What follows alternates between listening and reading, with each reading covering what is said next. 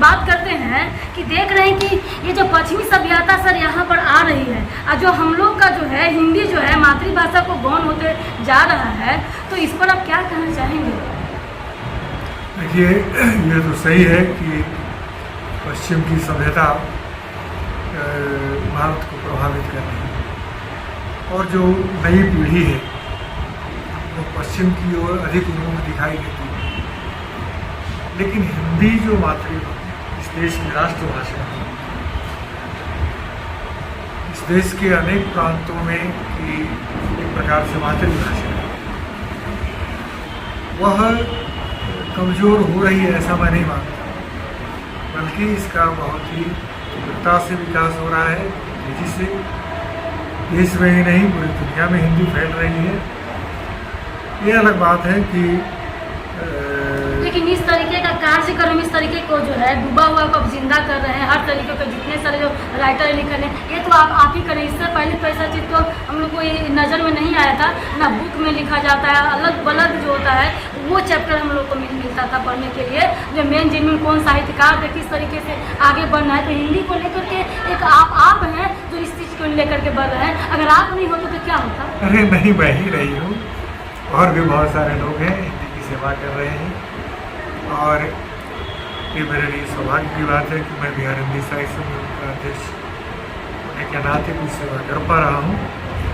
और बिहार हिंदी साहित्य सम्मेलन इस प्रदेश बिहार प्रदेश के ही नहीं, देश की संस्थाओं में से एक है, हिंदी की प्राचीन संस्थाओं में से एक है। 105 वर्ष पूरे कर लिए हैं सम्मेलन, और सम्मेलन ने हिंदी भाषा और साहित्य दोनों के प्रचार प्रसार में पूरे देश में बहुत ही प्रभावपूर्ण ढंग से कार्य किया है। और मुझे लगता है कि हिंदी सेवा के लिए कुछ लोग हिंदी बोलने पर उनको शर्म आती है, इस पर क्या कहना चाहेंगे? ये तो शर्म हिंदी बोलने से नहीं, हिंदी नहीं बोल पाने वाले को शर्म आनी चाहिए कि जिस देश का व्यक्ति हो, उस देश का व्यक्ति अपनी भाषा में नहीं बोल पाता हो, तो मैं समझता हूँ इसके लिए इससे अधिक शर्मनाक तो कोई बात हो नहीं सकती। सर, रसिया अपना लैंग्वेज बोलता है, चाइना अपना लैंग्वेज बोलता है, तो हम अपने भारत की जो संस्कृति, इस पर गर्व करना चाहिए हिंदी सभ्यता को लेकर के, हिंदी को। लेकिन इस पर जो शर्मिंदगी महसूस करते हैं और 2 बार टूटी इंग्लिश कर देते हैं, तो बहुत बड़ा महान कृतज्ञ और वैज्ञानिक माने जाते हैं। और हिंदी अगर बोल दे तो गंवार कितना पढ़ा लो से पंडितों हो जाए, लेकिन वही अगर हिंदी में अगर बोल दे तो उनको दुत्कार दिया जाता है, और समाज से इस तरीके से अभद्र टाइप का उसमें मार्केटिंग हो चुका है आज समाज को लेकर। नहीं, अभी उस सब विषयों पर बदलाव आया है, अब वो बात नहीं है। आगे आप क्या करना चाहेंगे बदलाव को लेकर के? हिंदी भाषा जन जन तक पहुँचे, जन जन देश के सारे लोग इसे राष्ट्रभाषा के रूप में, एक राष्ट्रीय ध्वज की तरह, राष्ट्रीय चिन्ह की तरह सम्मान देकर इसे, अगर राष्ट्रभाषा बोल रहे हैं सर कि राष्ट्रभाषा होना चाहिए, तो बाप रे, साउथ वाले नाराज हो जाएंगे। नहीं, साउथ वाले, दक्षिण के लोग, ये कुछ लोग हैं राजनीति वाले जो इस तरह के दुष्प्रचार करते हैं।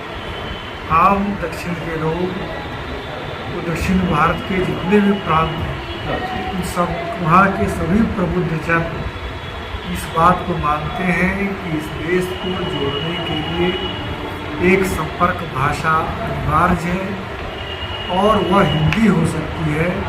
इसलिए हिंदी को बढ़ावा दिया जाना चाहिए, बल दिया जाना चाहिए, हिंदी को आदरपूर्वक स्वीकार करना चाहिए, और इसका प्रचार प्रसार होना चाहिए हर जगह। इसके लिए वे सभी सचेष्ट भी हैं। कुछ थोड़े से लोग हैं जो राजनीतिक कारणों से, कुछ राजनीतिक कारणों से, राजनीतिक लाभ लेने वाले कुछ छोटे लोग वही ऐसा कर रहे हैं। अभी हाल में दक्षिण भारत के बहुत सारे लोग आए थे, यहाँ समागम हुआ था, तो खूब अच्छी हिंदी बोलते हैं, बल्कि वे तो इतनी अच्छी हिंदी बोलते हैं, इतनी अच्छी हिंदी लिखते हैं कि बिहार प्रांत के भी बहुत सारे लोग ऐसा नहीं। ये आर्य समाज के बारे में क्या कहना चाहते हैं कि आर्य समाज को देख रहे धीरे धीरे जो संस्कृति है गौण होते जा रही है? नहीं, संस्कृति गौण नहीं हो रही है, संस्कृति गौण हो रही थी। अब सांस्कृतिक जागरण का समय आया है। अब भारत की संस्कृति पूरे विश्व में आदर से देखी जा रही है। पहले भी देखी जाती थी, आज भी दुनिया भारत की तरफ देखती है। भारत की तरफ देखने का क्या अर्थ है? भारत के विचार, भारत के दर्शन, भारत की जो बौद्धिक संपदा है, उसकी तरफ दुनिया की नज़र होती है। और दुनिया को लगता है कि केवल और केवल भारत का सच्चा ज्ञान ही उन्हें सुखी और संपन्न बना सकता है, अच्छा कर सकता है, और वही दुनिया को ये करने में कारण और कारक है। बहुत बहुत सब धन्यवाद जो हिंदी को अपने प्राउड फील करवाने के लिए यहाँ पर हर बार देखते हैं कि सम्मेलन में हम लोग आते हैं और अपना अपना जो है हिंदी के बारे में समझाते हैं, बताते हैं। लेकिन लोगों तक कैसे पहुँच पाना चाहिए, लोगों में जो जागरूकता फैलाना चाहिए, तो इस तरीके से किस तरह के आयोजनों से होते हैं, इस तरह के बराबर आयोजन होते हैं। आपको मालूम होना चाहिए कि बिहार हिंदी साहित्य सम्मेलन 362 दिन के एक वर्ष में 150 दिन कार्यक्रम करता है, और पूरी दुनिया में इसे सबसे सक्रिय संस्था के रूप में भी लोग जानते हैं। तो काम हो रहा है, इसी प्रकार प्रचार भी हो रहा है इसी बहाने से, और लोग जुड़ भी रहे हैं और इसका लाभ भी। बहुत बहुत से धन्यवाद देते हैं दोस्तों कि हिंदी पर गर्व करना चाहिए। जैसे अपना देश एक्सपोर्ट इम्पोर्ट करने के लिए अपना लैंग्वेज होना चाहिए, मजबूत करने के लिए, वैसे ही भारत को अपना लैंग्वेज होना चाहिए जिसका नाम है दोस्तों ये भाषा, हिंदी भाषा का प्रयोग करना चाहिए। सब अपना अपना में एक्सपोर्ट इम्पोर्ट करेंगे, लेकिन अपनी भाषा की जब बारी आती है तो इस डायरेक्ट अभाव ना हुआ ये करने लगते हैं। अपनी भाषा को, अपनी संस्कृति को दोस्तों पहचानें। जय हिंद, जय भारत।